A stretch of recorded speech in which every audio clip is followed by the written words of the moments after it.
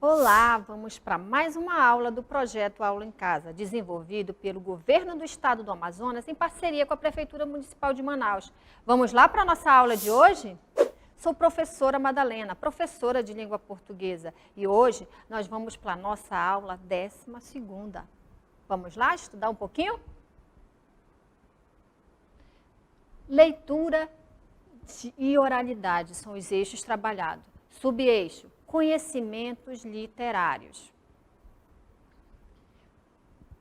Gênero textual, poema. Qual é o conteúdo trabalhado hoje? Poema, ok? A gente vai trabalhar o poema, conhecer a estrutura.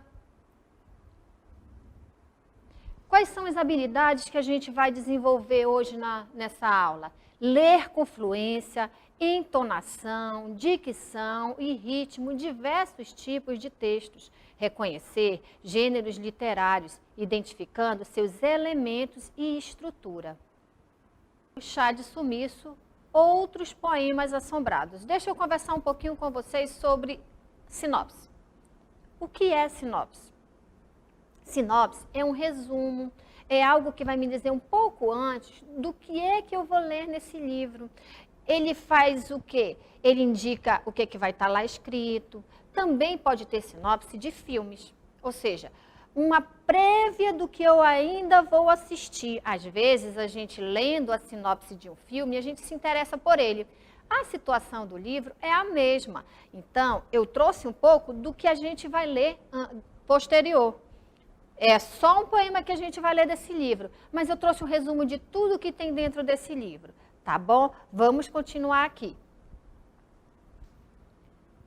Chá de Sumiço e outros poemas assombrados pode ser lido de várias formas. É um conjunto de deliciosos e marotos minicontos de terror, mas é também a crônica dos personagens de terror Frankenstein, vampiros, morcegos, almas penadas, coveiros,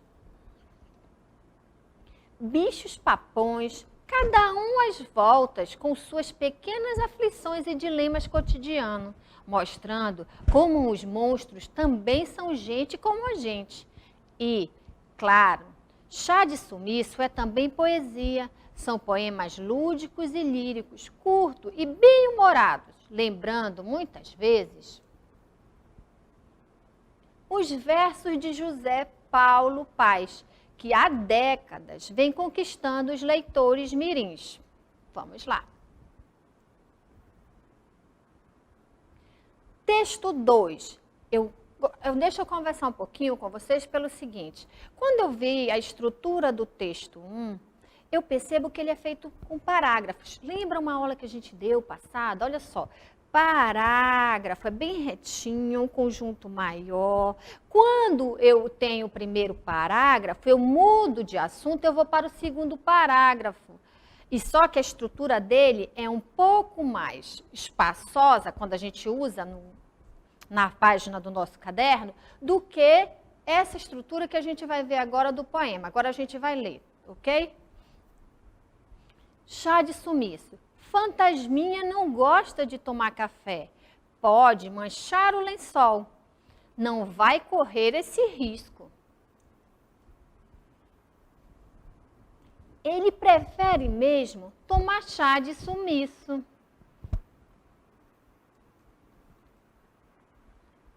Vamos fazer uma reflexão dos dois textos. Eu vou trazer aqui os dois textos paralelos, ou seja, um ao lado do outro para a gente visualizar. Vamos lá. Sobre o texto 1, ou seja, a sinopse do livro, o que é sinopse, professora? Sinopse é um resumo do que eu vou ver dentro do livro. E o texto 2, um poema que tem no livro, dentro desse livro tem um poema. Vamos observar agora as diferenças.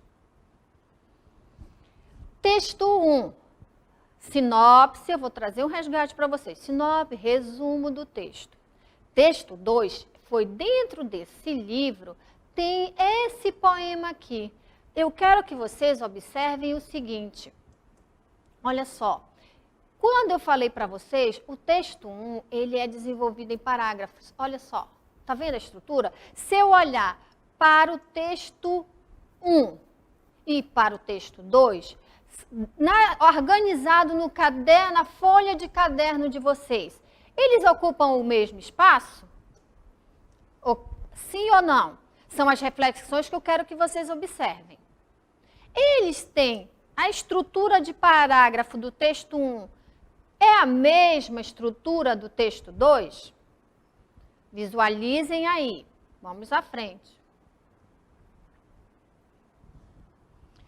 São diferentes na organização do texto na folha do caderno. Olha só, percebem aqui, ó, eu fiz questão de sinalizar. Procuro sempre sinalizar isso para vocês. O texto 1 é uma sinopse, ele tem uma estrutura e escreve-se diferente.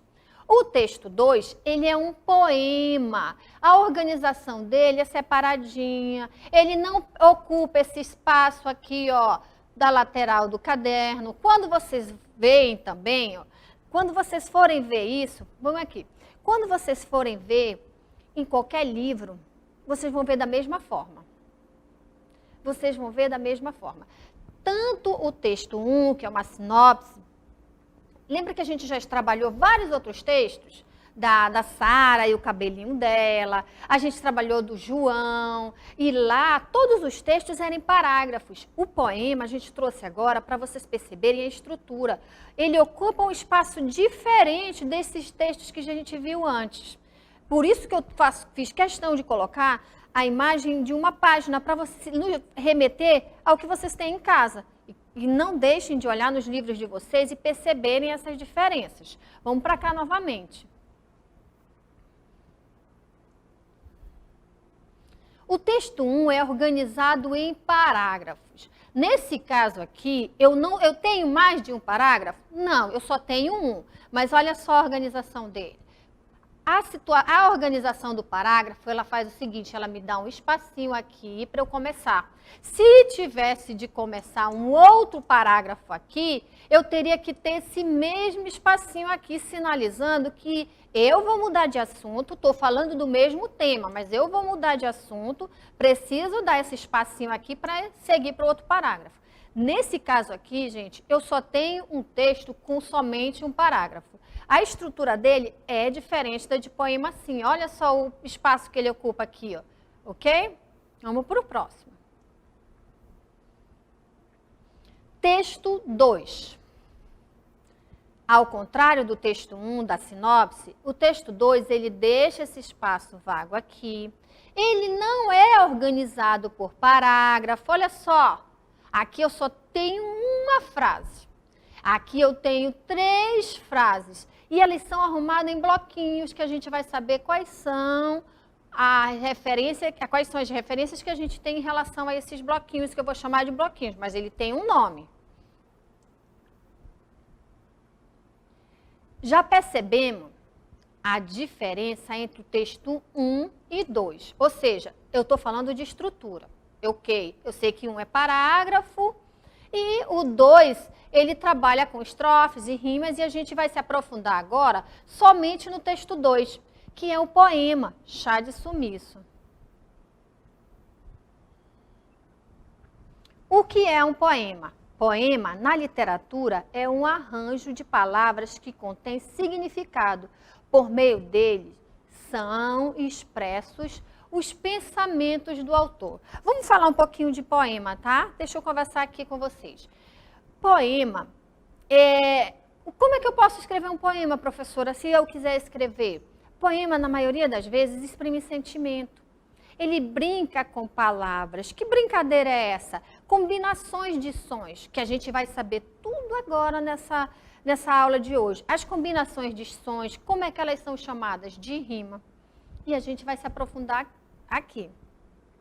Essa estrutura diferenciada da estrutura de parágrafos, essa estrutura ela vem composta por quê? Por estrofes. E essas estrofes nem ocupam um espaço extenso no caderno. Não, ela ocupa geralmente a central. Não só no caderno, como no livro. Quando vocês forem estudar isso em outras aulas, vocês vão perceber, se vocês identificarem nos próprios livros que vocês tiverem, vocês vão perceber que é uma estrutura diferente. Ela pode ter musicalidade, porque tem palavras que se combinam, os sons delas se combinam, e como se tivessem musicalidade mesmo na hora da leitura. Nós temos que ler poema diferente, colocando mais emoção, mais sentimento. Tem poemas que exploram isso, o sentimento de quem lê, traz a gente reflexões, lembranças, tá bom? Vamos lá.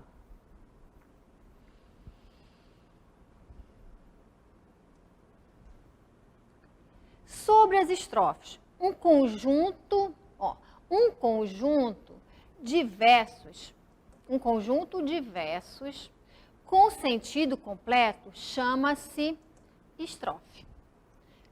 Demarquei aqui de vermelho. Um conjunto de versos em sentido completo chama-se estrofe. Deixa eu falar para vocês o que é sentido completo. Vamos lá. Sentido completo é se me passa uma informação e ela tem um sentido, ou seja, ela tem uma comunicação efetiva, tem sentido completo? Então, ela é um texto. Vamos combinar assim. Se ela fosse desconexa, ela não me desse informação, ela fosse sem sentido, ela não era um texto. E aqui, nesse caso aqui, é isso que ele está me dizendo. Um conjunto de versos de sentido completo, ou seja, passou a informação, deu significado para eu, né, para mim, quer dizer, que estou lendo, entendeu? Vamos lá. Ó, então, cada conjuntinho desse aqui, ó, eu vou chamar de quê? De estrofe.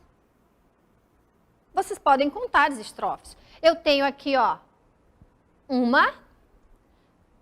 2, 3. Mas, professora, aqui é estrofe? Sim, a gente vai se aprofundar ainda e vai falar sobre isso. Vamos falar um pouco mais. Uma estrofe com somente um verso chama-se monóstico. Lembra para vocês, lembra que eu conversei, que eu citei agora? Porque é estranho para a gente imaginar que, por ela ser somente um verso, a gente imaginar que não é estrofe? É estrofe, sim. Ela é um conjunto de versos? Sim. Mas nesse caso aqui, só aparece um verso. Não deixa de ser, né, uma estrofe. Ela tem um nomezinho e a gente vai aprender agora.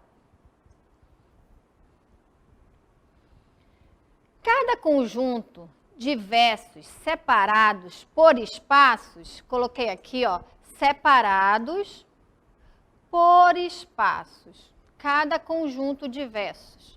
Um conjunto, 2 conjuntos, 3 conjuntos. Separadas por espaço. Olha o espaço aqui, ó. Tá vendo, ó? Espaço. É uma estrofe.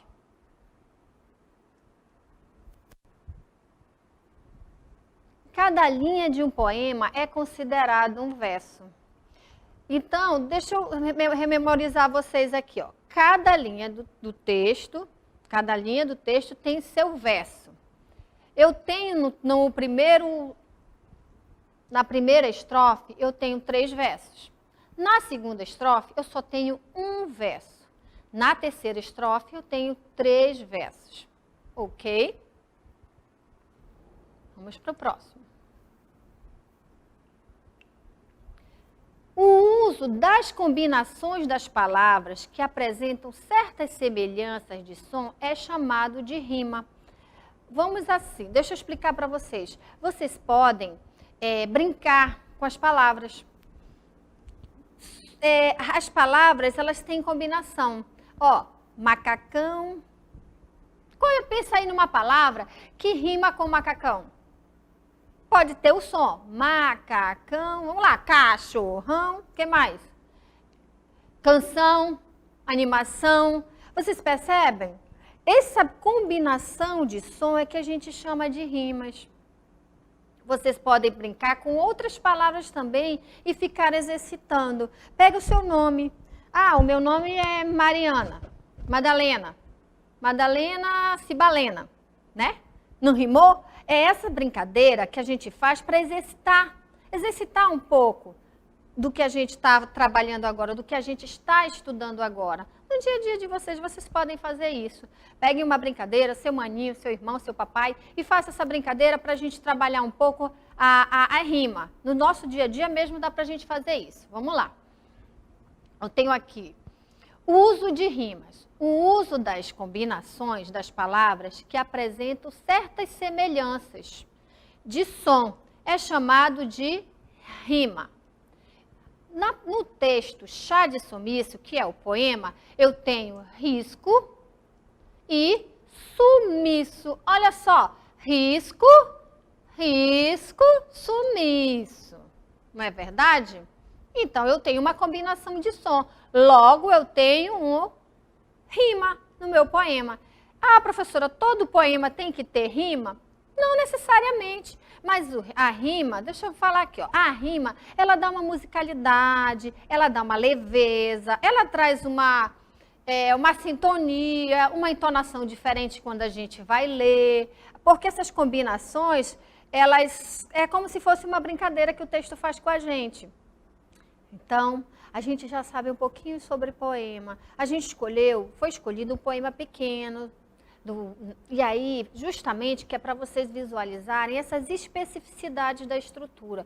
Trouxemos um pouco de um outro texto para vocês terem essa comparação.